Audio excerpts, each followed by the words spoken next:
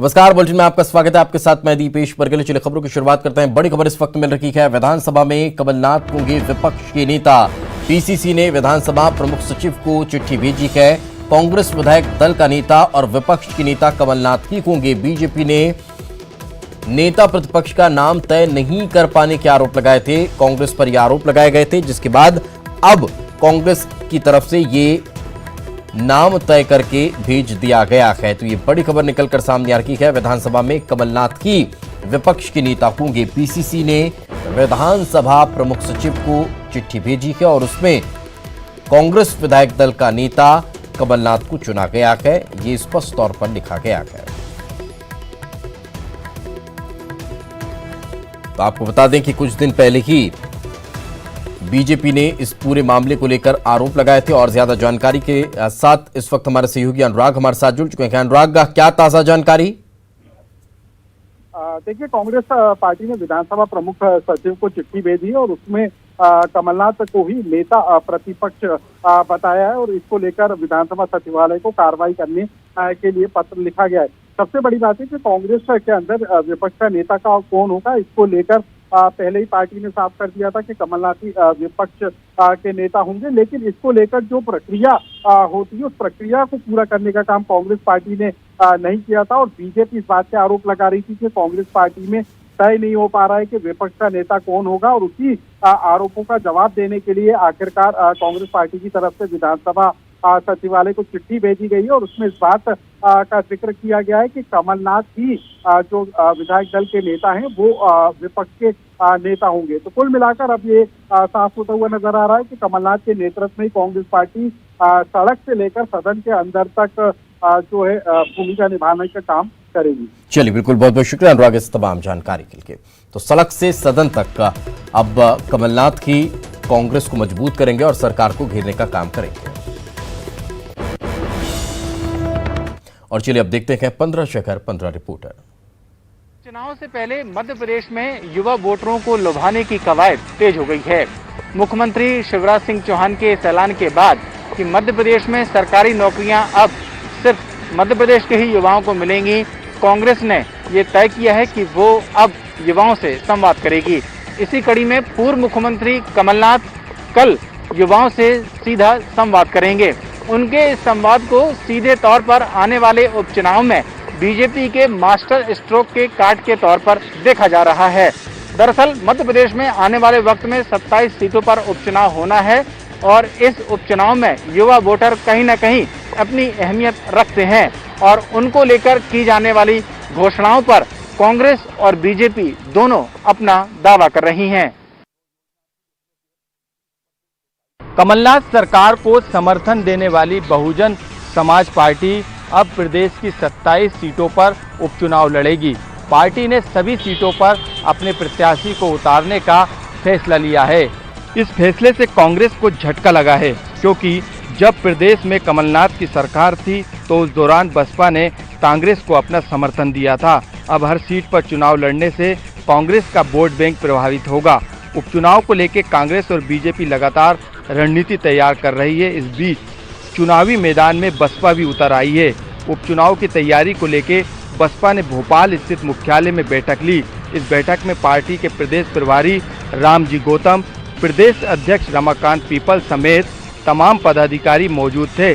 बैठक में ये फैसला लिया गया कि प्रदेश की सभी 27 सीटों पर पार्टी उपचुनाव लड़ेगी। पार्टी अपने प्रत्याशी उतारेगी, किसी के साथ गठबंधन नहीं करेगी। प्रत्याशी कौन होगा, इसको लेकर भी बसपा में कवायद शुरू हो गई है। उपचुनाव की कई सीटों पर बसपा का असर बताया जा रहा है। बसपा यहां के वोट बैंक को प्रभावित करती है। हालांकि बसपा का प्रदेश में एकलौता विधायक है। प्रदेश में बसपा की जमीनी हकीकत की बात की जाए तो एकलौता विधायक बसपा का यहां से आता है। हालांकि एक विधायक को पहले ही पार्टी निलंबित कर चुकी है। ऐसे में मध्य प्रदेश के उपचुनाव में कितना असर पार्टी डाल पाएगी, ये देखने वाली बात होगी।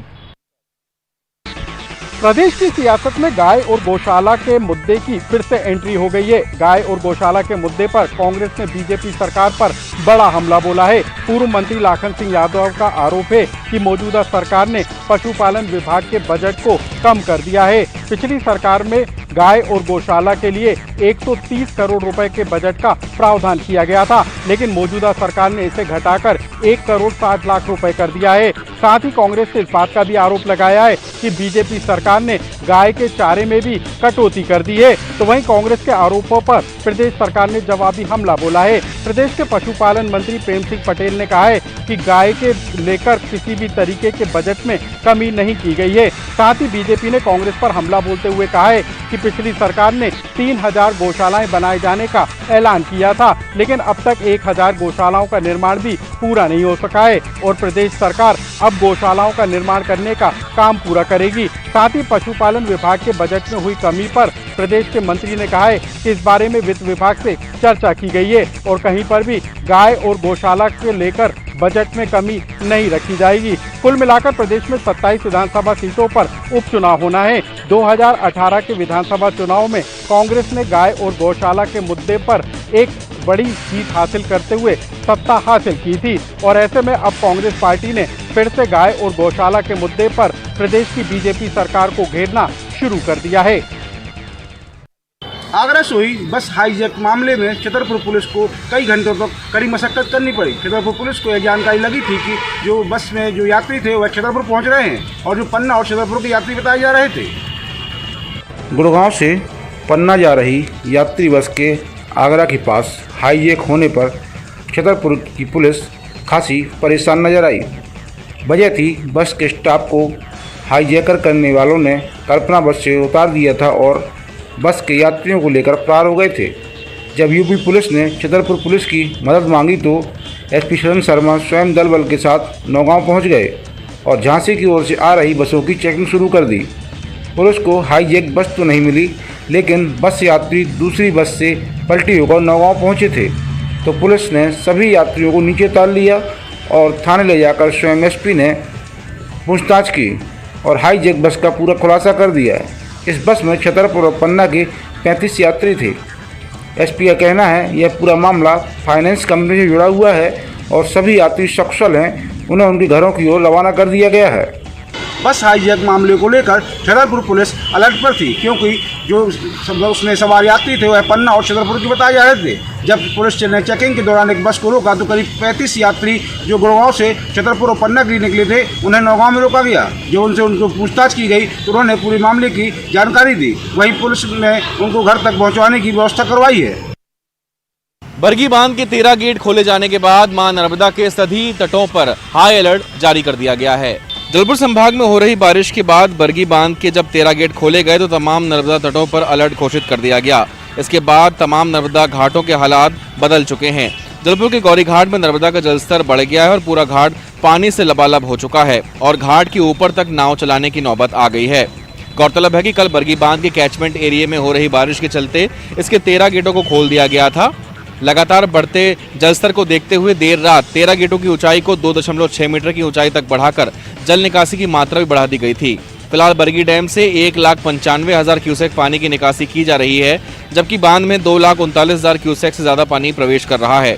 बांध के लगातार बढ़ते जलस्तर और निकासी के बढ़ने पर तटवर्ती इलाकों के जिलों पर हाई अलर्ट रखा गया है।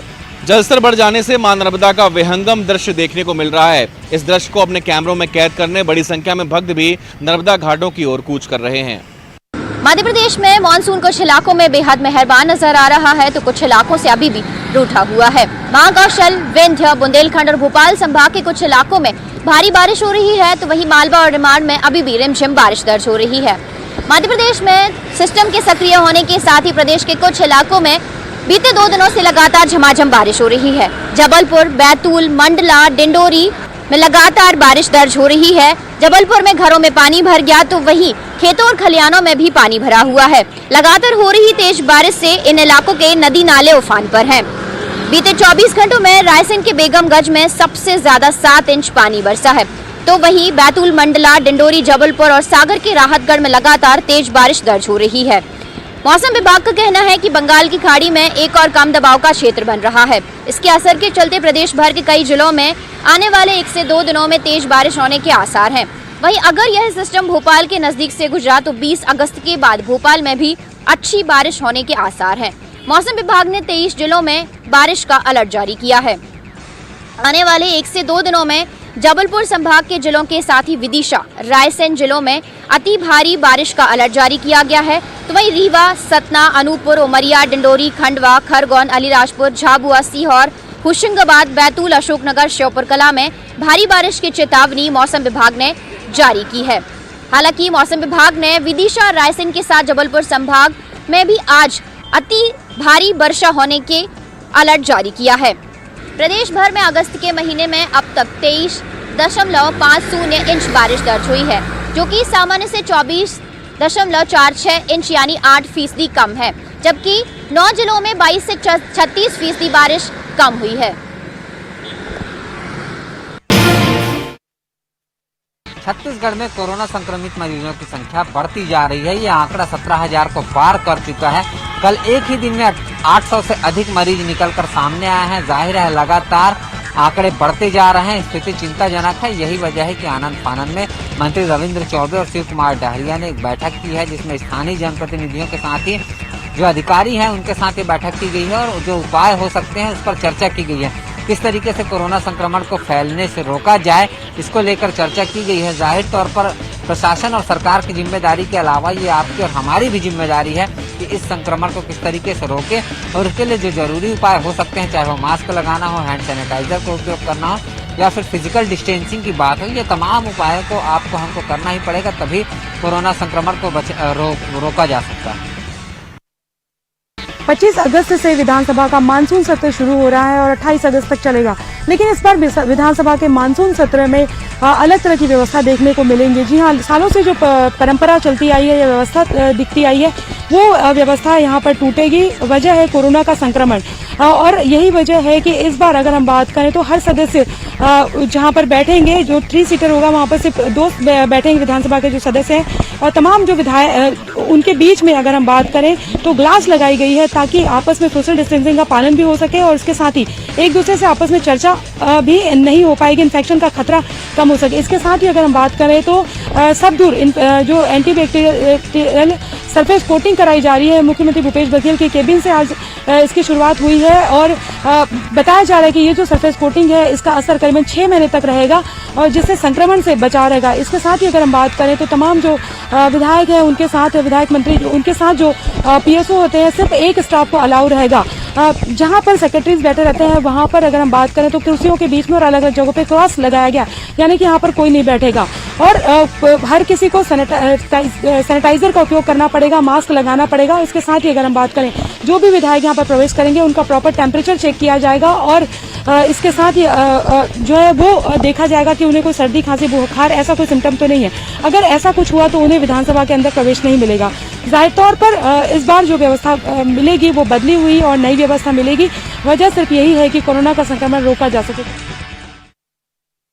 जिले में पिछले 3 दिनों से हो रही बारिश आसमानी आफत बनकर सामने आई है और आम जनजीवन इससे काफ़ी अस्त व्यस्त हुआ है। वहीं कल मनियारी नदी का पानी पथरिया इलाके के अमोरा गांव में घुस गया था, जिसके बाद बाढ़ में 29 लोगों के फंसे होने की जानकारी जिला प्रशासन को मिली थी, जिसके बाद एसडीआरएफ की टीम को रायपुर से बुलाया गया था और आज सुबह इस टीम के द्वारा मोटर बोट के जरिए लोगों को बाहर निकाला गया। अब इन लोगों को सुरक्षित स्थान पर पहुँचाने की कवायद जिला प्रशासन के द्वारा की जा रही है। वहीं जहाँ भी ऐसे लोगों की जानकारी मिल रही है कि जो लोग बाढ़ में फंसे हैं उनको सुरक्षित निकालने की तैयारी में अब जिला प्रशासन जुटा हुआ है। वनांचल में भी पानी ने काफ़ी तबाही मचाया और कई घर जो है जमींदोज हो गए हैं और वनांचल में काफ़ी परेशानियों का सामना करना पड़ रहा है। वहीं मुंगेली जिले के लोग अब बारिश रुकने की दुआएं कर रहे हैं, जिससे आम जनजीवन एक बार फिर से बहाल हो सके। बारिश, बाढ़, राहत और आपदा के नाम पर बीजापुर में अब सियासत होने लगी है। भाजपा और कांग्रेस बाढ़ पीड़ितों के राहत के नाम पर एक दूसरे पर खींचाकशी करने पे आमादा हो गए हैं। दरअसल बीजापुर में हो रही लगातार भारी बारिश के कारण 15-16 अगस्त की दरमियानी रात से ही पूरे जिले में बाढ़ जैसे हालात निर्मित हो गए हैं, जिसके बाद 16 अगस्त की सुबह 8 बजे से ही क्षेत्रीय विधायक विक्रम शाह मंडावी बाढ़ प्रभावित क्षेत्रों का दौरा कर रहे हैं। साथ ही बाढ़ पीड़ितों को सरकार द्वारा जल्दी मुआवजा और हर संभव मदद दिलाने का भरोसा दिला रहे हैं। विक्रम मंडावी के इन दौरों के फोटो क्लिप, तस्वीरें सोशल प्लेटफॉर्म पर कांग्रेसी वायरल कर रहे हैं। वहीं अब विपक्ष पे रह रहे या विपक्ष की भूमिका निभा रहे महेश गागड़ा, जो कि छत्तीसगढ़ शासन के पूर्व मंत्री रह चुके हैं, वे भी मैदान में उतर आए हैं और बाढ़ पीड़ितों से मिलकर राहत सामग्री बांट रहे हैं। महेश गागड़ा के इन दौरों की तस्वीरें भाजपाई सोशल मीडिया पर वायरल कर रहे हैं, जिसके बाद से ही भाजपा और कांग्रेस एक दूसरे पर आरोप प्रत्यारोप का खेल खेल रहे हैं। दोनों ही दल के नेता सोशल प्लेटफॉर्म पर एक दूसरे का मजाक बनाते नजर आ रहे हैं। इन तमाम चीज़ों को देखने के बाद ये कहना बिल्कुल भी गलत नहीं होगा कि आपदा जैसी इस स्थिति में दोनों ही दल अपनी राजनीतिक रोटी सेकने से बिल्कुल भी बाज नहीं आ रहे हैं। राजनांदगांव में शासकीय मेडिकल कॉलेज अस्पताल खुलने के बाद जिले के लोगों में ये उम्मीद बनी थी कि उनको अच्छी सुविधाएं और स्वास्थ्य सुविधाओं में लगातार लाभ मिलेगा और इसका फ़ायदा पूरे जिले के लोगों को मिलेगा, लेकिन स्थिति विपरीत है। मूलभूत सुविधा का अभाव सीधे सीधे इस मेडिकल कॉलेज अस्पताल में देखने को मिलता है। ये स्पष्ट है कि जब मरीज हैं उनको लेकर जब परिजन यहाँ आते हैं तो स्ट्रेचर और व्हील चेयर को खुद ही धक्का मारना पड़ता है और वहाँ तक मरीजों को ले जाना पड़ता है। और इसका जो मुख्य कारण है यहाँ वार्ड वाई की कमी है। इस संबंध में हम जब बात की तो अधीक्षक का कहना था कि यहाँ वार्ड वाई की कमी है। उन्होंने इस चीज़ को स्वीकारा भी, जिसके बाद उनका कहना था कि व्यवस्थाओं में सुधार लाया जाएगा, लेकिन स्थिति वैसी ही है। कहीं ना कहीं ये जो मेडिकल कॉलेज अस्पताल है, लोगों की एक उम्मीद थी, लेकिन अब उम्मीदों में पानी फिरता नज़र आ रहा है। हम आपको बता दें कि इस मेडिकल कॉलेज अस्पताल का उद्घाटन तत्कालीन मुख्यमंत्री रमन सिंह के द्वारा किया गया था, लेकिन इसकी स्थिति यह है कि लोगों को अब परेशानी झेलना पड़ रहा है।